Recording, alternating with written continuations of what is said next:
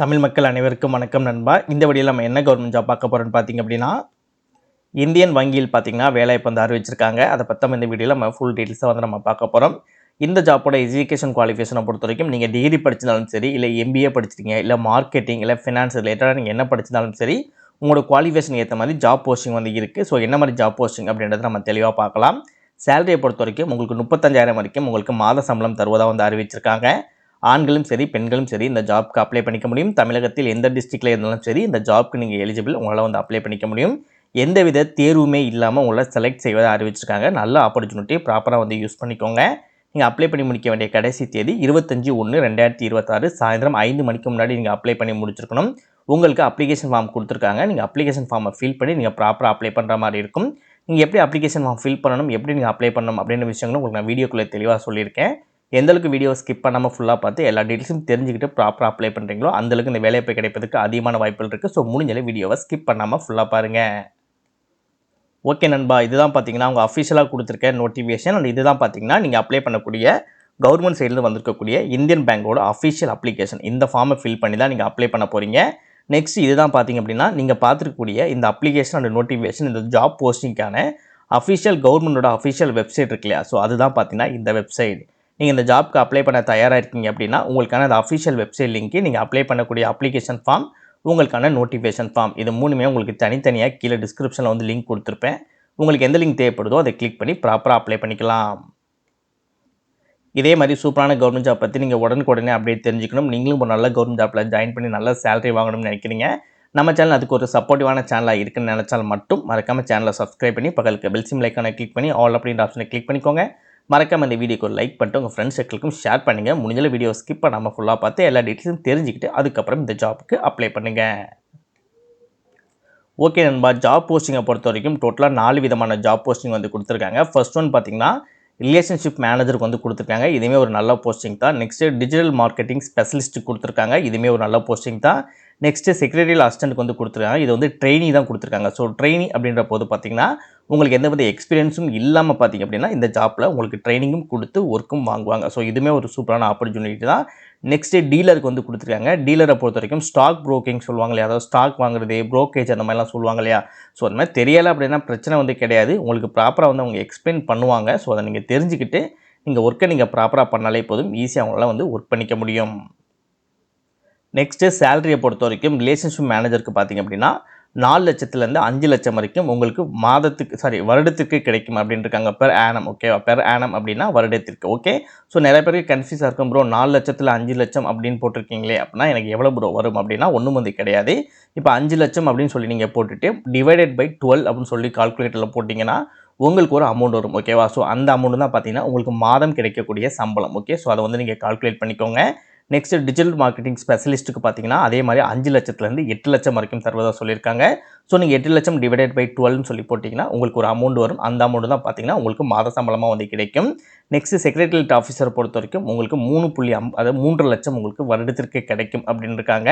Next டீலரை பொறுத்த வரைக்கும் உங்களுக்கு 4,20,000 வரைக்கும் உங்களுக்கு வருடத்திற்கு வந்து கிடைக்கும். 4,20,000 வரைக்கும் உங்களுக்கு வருடத்திற்கு வந்து கிடைக்கும்னு சொல்லியிருக்காங்க. ஓகே. இப்போ இந்த ஜாப்போட age, education qualification, experience and place எந்த இடத்துல வேகன்சி இருக்குது அப்படின்றத வந்து நம்ம பார்த்துடலாம். இதில் கொடுத்துருக்கூடிய இந்த 4 ஜாப் போஸ்டிங்கோட செலெக்ஷனை பொறுத்த வரைக்கும் உங்களுக்கு இன்டர்வியூ பேஸ்டில் தான் பார்த்தீங்கன்னா உங்களை செலக்ட் செய்வதான்னு சொல்லியிருக்காங்க. மற்றபடி உங்களோட குவாலிஃபிகேஷனு, உங்களோட எக்ஸ்ட்ரா கரிக்குலர் ஆக்டிவிட்டீஸ் எல்லாம் வந்து பெருசாக வந்து அவங்க கன்சிடர் பண்ணுறதா சொல்லலை. ஜஸ்ட் நீங்கள் இன்டர்வியூ அட்டன் பண்ணும்போது உங்களோட பெர்ஃபார்மன்ஸ் எப்படி இருக்குது, என்ன மாதிரி கொஸ்டின்ஸ் கேட்குறாங்க, நீங்கள் என்ன மாதிரி ஆன்சர் பண்ணுறீங்க அப்படின்றத பொறுத்து தான் பார்த்தீங்க அப்படின்னா உங்களை செலக்ட் செய்வதாக வந்து அறிவிச்சிருக்காங்க. ஸோ ஃபர்ஸ்ட் இருக்கக்கூடிய ரிலேஷன்ஷிப் மேனேஜருக்கான ஜாப் போஸ்டிங்கோட லொக்கேஷனை பொறுத்த வரைக்கும் அகமதாபாத், பெங்களூர், சென்னை, எர்ணாகுளம், ஹைதராபாத், கொல்கத்தா, லக்னோ, மும்பை, நியூ டெல்லி, திருநெல்வேலி வந்து கொடுத்துருக்காங்க. ஸோ உங்களுக்கு எந்த இடத்துல போஸ்டிங் கம்ஃபர்டபுளாக இருக்கோ அந்த இடத்த நீங்கள் சூஸ் பண்ணிக்க முடியும். அப்படி இந்த இடத்துல வேகன்சி இல்லை அப்படின்னா அவங்க சொல்லக்கூடிய இந்த ஊரில் ஏதாவது ஒரு ஊரில் வந்து நீங்கள் ஒர்க் பண்ணுற மாதிரி இருக்கும். நெக்ஸ்ட்டு டிஜிட்டல் மார்க்கெட்டிங் ஸ்பெஷலிஸ்ட்டை பொறுத்த வரைக்கும் உங்களுக்கு சென்னையில் வந்து லொக்கேஷன் கொடுத்துருக்காங்க. நெக்ஸ்ட்டு செக்ரட்டரியல் ஆஃபீஸருக்கு பார்த்திங்க அப்படின்னா சென்னையில் வந்து உங்களுக்கு லொக்கேஷன் கொடுத்துருக்காங்க. டீலரை பொறுத்த வரைக்கும் பார்த்திங்கன்னா புவனேஸ்வர், இண்டோர், கான்பூர், ஜெய்ப்பூர், பஞ்சாப், பாஹப், தஞ்சாவூர், திருப்பூர் அண்ட் சூரத்தில் வந்து பார்த்தீங்கன்னா உங்களுக்கு ஒர்க்கிங் லொகேஷன் கொடுத்துருக்காங்க. ஸோ ஃபர்ஸ்ட் லேஷன் மேனேஜருக்கான ஏஜ் லிமிட்டை பொறுத்த வரைக்கும் உங்களுக்கு 25லேருந்து 35 வயதுக்குள்ளே இருக்கணும். நெக்ஸ்ட் டிஜிட்டல் மார்க்கெட்டிங் போஸ்டிங்கு பார்த்தீங்க அப்படின்னா உங்களுக்கு 26லேருந்து 40 வயதுக்குள்ள வந்து இருக்கணும். நெக்ஸ்ட் செக்ரட்டரி ஆஃபீஸருக்கு பார்த்தீங்க அப்படின்னா உங்களுக்கு 21லேருந்து 35 வயசுக்குள்ளே இருக்கணும். டீலருக்கு பார்த்தீங்க அப்படின்னா உங்களுக்கு 21லேருந்து 35 வயசுக்குள்ளே இருக்கணும். நெக்ஸ்ட் இந்த ஜாப்க்கு எப்படி அப்ளை பண்ணலாம் அப்படின்றத பார்க்கலாம். நீங்கள் அப்ளிகேஷன் வந்து டவுன்லோட் பண்ணி எடுத்து ஒரு 2-3 பிரிண்ட் அவுட் வந்து எடுத்துக்கோங்க. எடுத்துட்டு இந்த இடத்துல நீங்கள் என்ன போஸ்டிங் அப்ளை பண்ண போகிறீங்களோ இல்லை கொடுத்துக்கூடிய இந்த 4 போஸ்டிங்கில் எந்த போஸ்டிங்கோ அந்த போஸ்டிங்கோட நேம் வந்து இதில் நீங்கள் எழுதிக்கோங்க. நெக்ஸ்ட் இதில் வந்து உங்களோட ஃபுல் நேம் வந்து நீங்கள் எழுதுகிற மாதிரி இருக்கும். ஃபுல் நேம் எழுதும்போது டீட்டெயிலாக வந்து எழுதணும். ஓகே, ஸோ அதுதான் ரொம்பவே முக்கியம். ஸோ டீட்டெயிலாக வந்து எழுதிக்கோங்க. அதிலே கொடுத்துருக்காங்க பாருங்கள். ஓகே, நெக்ஸ்ட் உங்களோட டேட் ஆஃப் பர்த், உங்களோட ஏஜ், இந்த இடத்துல உங்களோட ஃபோட்டோஸ் வந்து ஒட்டிக்கோங்க. நெக்ஸ்ட் ஒட்டி முடிச்சுட்டு இந்த இடத்துல நீங்கள் மேலாக மேலாக இருந்தால் இந்த இடத்துல ஒரு டிக் மார்க் பண்ணுங்கள். ஃபீமேலாக இருந்தால் இங்கே நீங்கள் டிக் மார்க் பண்ணிக்கலாம். நெக்ஸ்ட் உங்களோட நேஷனாலிட்டி என்ன, இந்தியன் அப்படின்னா இந்தியன் சொல்லி கொடுத்துக்கோங்க. நெக்ஸ்ட் உங்களோட ரிலீஜியன், இந்த கேட்டகரிக்குள்ள ஏதாவது ஒன்று வர்றீங்க அப்படின்னா நீங்கள் அந்த இடத்துல ஒரு டிக் மார்க் மட்டும் நீங்கள் கொடுத்துக்கோங்க.